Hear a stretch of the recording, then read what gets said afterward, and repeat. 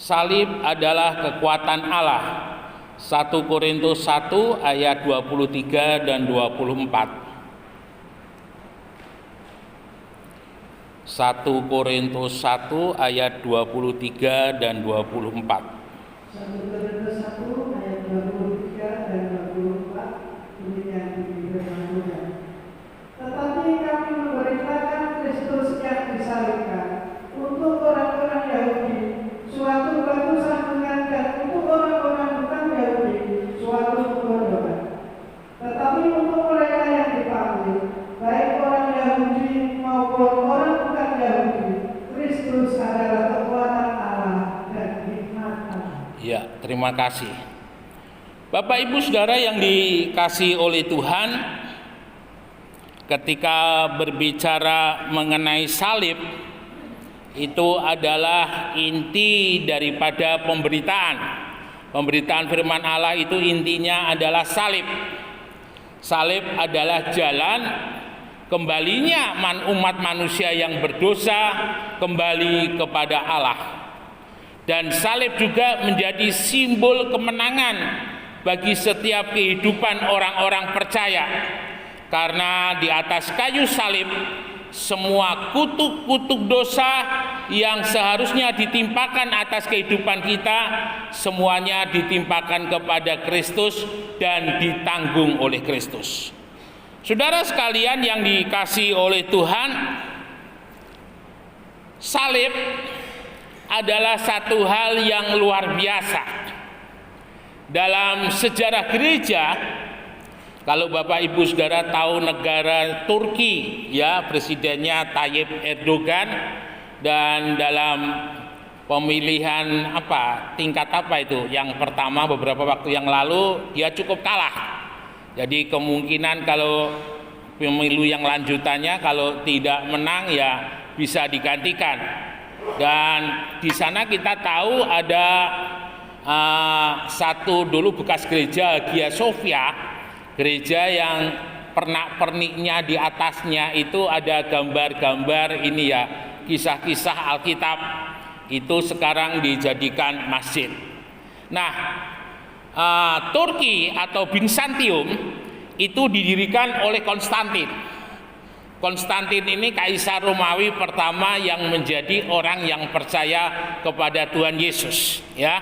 Jadi ketika gereja mula-mula, gerejanya zamannya rasul-rasul, itu dunia dikuasai oleh Roma.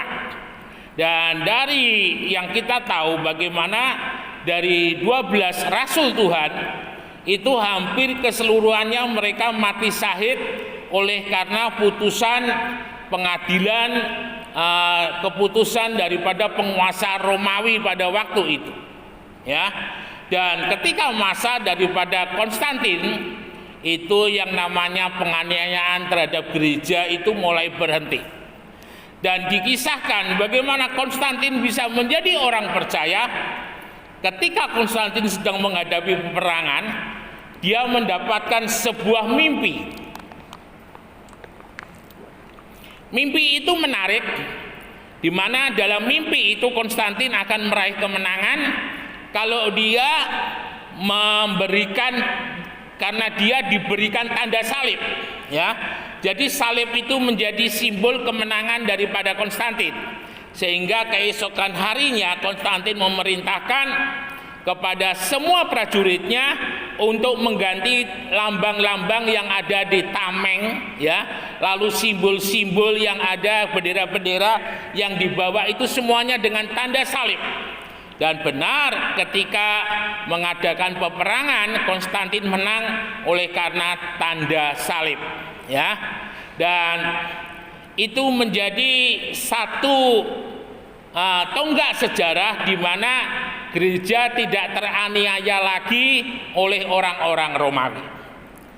Bapak Ibu Saudara yang dikasihi oleh Tuhan, sepenggal kisah dari sejarah gereja ini menunjukkan kepada kita bagaimana salib itu mempunyai kuasa yang luar biasa, ya.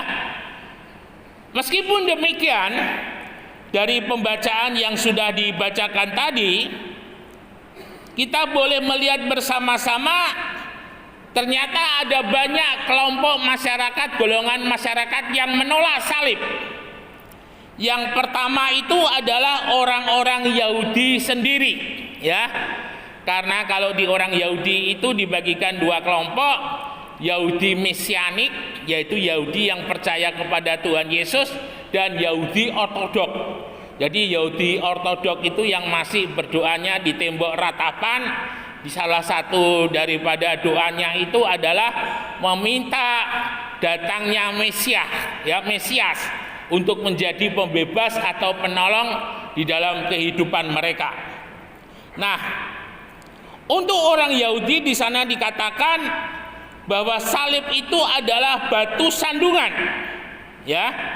Karena orang yang disalib itu tidak hanya kepada cara hukumnya atau kematian juga, tetapi dia juga dipermalukan. Jadi ketika orang disalib itu dia ditelanjangi, sehingga itu menjadi sebuah hal yang sangat memalukan sekali bagi orang-orang Yahudi. Ketika Pilatus mengajukan pilihan siapa yang dibebaskan, Yesus atau Barabas, mereka bilang bebaskan Barabas dan salibkan Yesus. Karena orang-orang Yahudi ingin mempermalukan Yesus, tidak hanya membuat Yesus mati tetapi juga mempermalukan Yesus. Dan itu yang dilakukan oleh orang-orang Yahudi. Dan di sisi yang lain Alkitab juga mengatakan terkutuklah orang yang berada mati di atas gantungan kayu salib, ya. Jadi itu benar-benar salib itu adalah sebuah simbol hukuman yang paling kejam, yang paling keji, yang paling tidak manusiawi. Karena ketika orang disalib dia tidak langsung mati, tetapi beberapa saat setelah darahnya habis keluar barulah dia mati. Dan itu yang terjadi di dalam kehidupan daripada Yesus. Ini menjadi satu hal yang kontras bagi orang-orang Yahudi, karena orang-orang Yahudi menginginkan seorang pembebas. Oleh karena sudah ratusan tahun mereka dijajah mulai dari bangsa Yunani, kemudian dilanjutkan dengan bangsa Yahudi, sehingga mereka menginginkan sosok yang luar biasa. Dan orang-orang Yahudi ketika mereka menemui Yesus dan mereka makan bersama-sama dengan Yesus dalam mukjizat 5 roti dan 2 ikan, mereka berupaya untuk menjadikan Yesus sebagai pemimpin. Dan Yesus katakan, kamu mau jadikan aku pemimpin bukan karena istilahnya bukan karena melihat Yesus itu sebagai Tuhan, tetapi mereka melihat bahwa Yesus itu sebagai yang bisa memberi makan kepada mereka. Jadi lebih kepada faktor yang jasmani yang dilihat oleh orang-orang Yahudi kepada Yesus. Sehingga dalam kisah itu dikatakan Yesus menyingkir atau Yesus menjauh daripada orang-orang Yahudi. Kemudian Bapak Ibu Saudara, hukuman salib itu juga bagi orang-orang Yahudi itu adalah hukuman yang hina. Jadi kalau orang itu disalib, maka itu tidak hanya dihukum tetapi juga dihinakan. Dan itu menjadi sebuah hal yang paling memalukan ketika seseorang dijatuhi hukuman salib, dan itu dikenakan kepada Yesus. Pada masanya salib itu adalah bentuk hukuman yang berat baik secara fisik maupun mental, ya. Secara fisik itu jelas karena ketika orang digantung maka gravitasinya itu turun sehingga tubuh itu menjadi ke bawah, dan itu membuat tangan yang dipaku ataupun kaki yang dipaku itu sakitnya luar biasa. Saya tidak bisa membayangkan ketika Yesus dalam kondisi disalib seperti itu.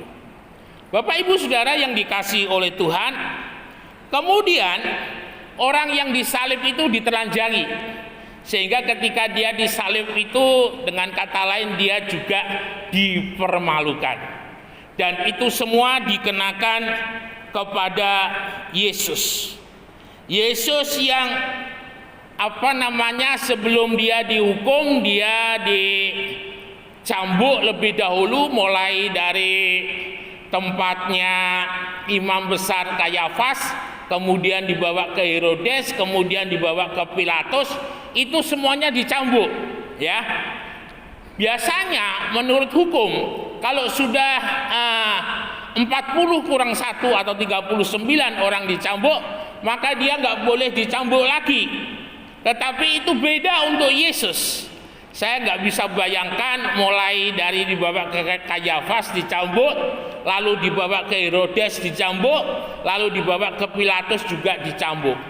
Jadi betul-betul tidak ada 1 inci pun tubuh daripada Tuhan itu yang tidak ada cambukan. Dan cambukannya itu adalah bola-bola besi yang ada durinya. Firman Tuhan, satu buku ensiklopedi mengatakan ketika orang dicambuk itu dagingnya nempel di cambuknya, ya. Dan itu yang terjadi kepada Tuhan. Sehingga dalam Yesaya dikatakan Yesus itu hancur, melihat wajahnya pun kita enggan, ya.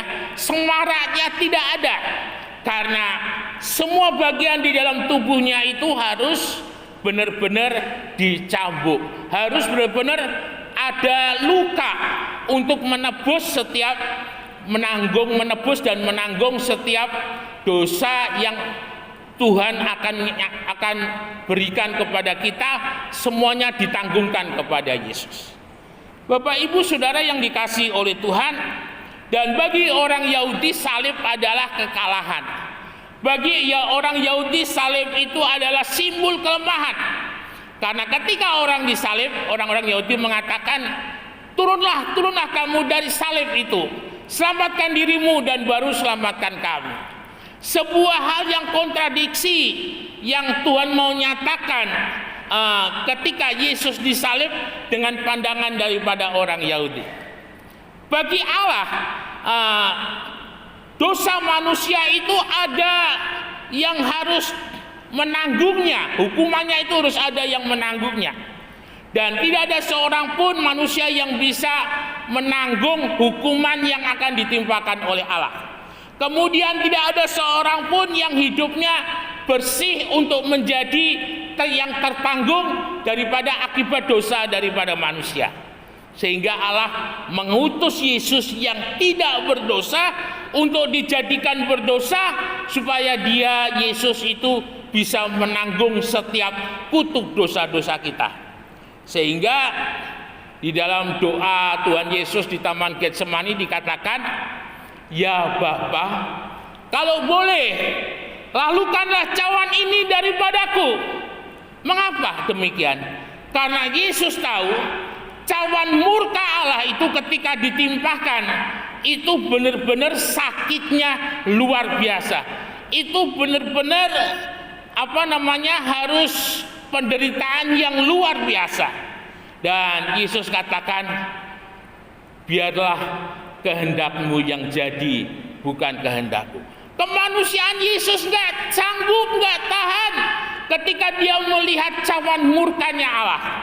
Tetapi dikatakan di sana, karena begitu besar kasihnya Tuhan kepada kita, sehingga dia mau menanggung cawan murka itu. Bapak Ibu Saudara yang dikasihi oleh Tuhan, kalau Bapak Ibu Saudara ada di Yerusalem dan berjalan di jalan yang namanya Via Dolorosa, itu entah jalan yang ke stasi, jalan yang keberapa, itu di sana Yesus berjumpa dengan seorang anak perempuan yang memberikan kain lapnya, lalu kemudian kain lap itu dipakai untuk mengusap wajah Tuhan yang penuh dengan darah. Dan di sana dikatakan sebagai Veronika, yang artinya segambar dengan apa yang ada di wajah Yesus dengan yang ada di sapu tangan yang diusapkan oleh anak perempuan itu di wajahnya Tuhan.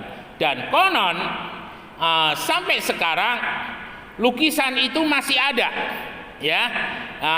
Meskipun beberapa waktu yang lalu pernah dituliskan, karena itu ada di sebuah desa di Italia, ketika pimpinan tertinggi Katolik melihat, dia tidak merespon apa-apa katanya di sana, tetapi orang-orang penduduk di kampung itu mengatakan mereka percaya bahwa itu adalah wajah Tuhan. Sehingga kalau Bapak Ibu Saudara lihat wajah Tuhan, lukisan-lukisan wajah Yesus sekarang itu dari sapu tangan yang diusapkan, lalu yang kedua dari kain kafan Turin, dan itu menjadi salah satu prototip wajah Yesus yang dipakai dasar untuk melukis wajah Tuhan. Nah, Bapak Ibu Saudara yang dikasih oleh Tuhan Yesus, nah itu kita sama-sama boleh melihat dan menyaksikan bagaimana kasihnya Tuhan di dalam kehidupan kita sebagai orang-orang yang percaya, dan meskipun bagi orang-orang Yahudi itu ditolak. Jadi orang-orang Yahudi ketika melihat Yesus disalib itu sebagai sebuah kekalahan, dan sampai hari ini mereka masih menantikan Mesias yang penuh dengan kemenangan yang dijanjikan oleh firman Allah. Tetapi syukur bagi Tuhan, kita boleh percaya kepada Yesus, kita boleh percaya kepada Mesias Juru Selamat itu, dan kita sudah menikmati jaminan keselamatan pada hari ini. Kemudian yang berikut di sana dikatakan, dan untuk orang-orang bukan Yahudi itu satu kebodohan. Ya, satu kebodohan. Mengapa? Ada orang yang mau mati bagi orang lain. Ada orang yang mau disiksa bagi orang lain. Pikirannya Allah itu dalam Yesaya dikatakan dengan manusia itu seperti bumi dan langit jaraknya. Manusia tidak pernah bisa memahami, manusia tidak pernah bisa menyelami bagaimana kasih yang sungguh-sungguh, kasih yang benar yang diteladankan oleh Allah kepada kita. Dan itu semuanya dinyatakan kepada Yesus. Dan bagi orang-orang bukan Yahudi atau orang-orang Yunani pada waktu itu, kematian daripada Yesus itu adalah sebuah kebodohan. Karena Yesus mau menderita, Yesus mau mati bagi orang-orang lain, ya, bagi kehidupan saya dan saudara. Dengan kata lain, Yesus tidak berbuat dosa, tetapi Dia yang harus menanggung kutuk dosanya. Dan itu semua terjadi oleh karena kasihnya Tuhan di dalam kehidupan kita. Kita bersyukur Bapak Ibu Saudara, kasihnya Tuhan itu tidak terbatas. Kasihnya Tuhan itu sungguh-sungguh luar biasa bagi kehidupan saya dan saudara. Yang sakit ditimpakan kepada Yesus, yang tidak enak ditimpakan kepada Yesus, supaya setiap kehidupan kita yang percaya kepada Yesus, kita boleh menikmati anugerahnya yang luar biasa. Kita boleh menikmati keselamatan, kita boleh menikmati janji-janji firman-Nya itu, yang sebelum kita percaya itu semua menjadi penghalang, ya, yang menjadi membuat tangan Allah tidak terulur untuk menolong dalam kehidupan kita, itu adalah segala dosa-dosa kita. Tetapi oleh karena Yesus yang mati di salib, tangan Allah boleh terulur kembali untuk menolong dalam kehidupan kita. Telinga Allah kembali mendengar setiap doa dan seruan kita. Ini sebuah anugerah Tuhan yang luar biasa. Salib adalah kekuatan Allah. Meskipun dunia melihat salib itu ada kekalahan, tetapi justru di dalam salib itu kasihnya Allah, kuasanya Allah yang luar biasa itu boleh kita terima, ya. Bapak Ibu Saudara yang dikasihi oleh Tuhan, bagi orang percaya, salib itu adalah jalan di mana kita berjumpa dengan Tuhan. Salib itu adalah jalan kita kembali kepada Tuhan. Salib itu adalah jalan di mana menjadi jembatan antara kita yang berdosa dengan Allah yang tidak berdosa, dan itu semuanya bisa terjadi ketika kita melewati salib. Salib menjadi jalan keselamatan bagi kita. Salib menjadi jalan pemulihan di dalam kehidupan kita, pemulihan rumah tangga, pemulihan kesehatan, pemulihan ekonomi, semuanya bisa terjadi oleh karena jalan salib. Karena dengan jalan salib itulah kita menerima anugerahnya Tuhan, kita menerima kasihnya Tuhan. Jangan sia-siakan kasihnya Tuhan. Jangan sia-siakan pengorbanannya Yesus, ya. Jangan ada istilah jangan salibkan Yesus untuk kedua kalinya. Marilah kita hidup menghargai salib itu, menghargai pengorbanan Yesus itu, dengan berusaha hidup benar di hadapan Tuhan, dengan hidup mempermuliakan nama Tuhan, supaya kuasa daripada salib itu, kuasa yang memulihkan itu, boleh memberkati atas kehidupan kita sekalian. Immanuel, Tuhan Yesus memberkati, beri kemuliaan bagi nama Tuhan. Sama-sama kita mau bangkit berdiri, kita naikkan ucapan syukur di hadapan Tuhan.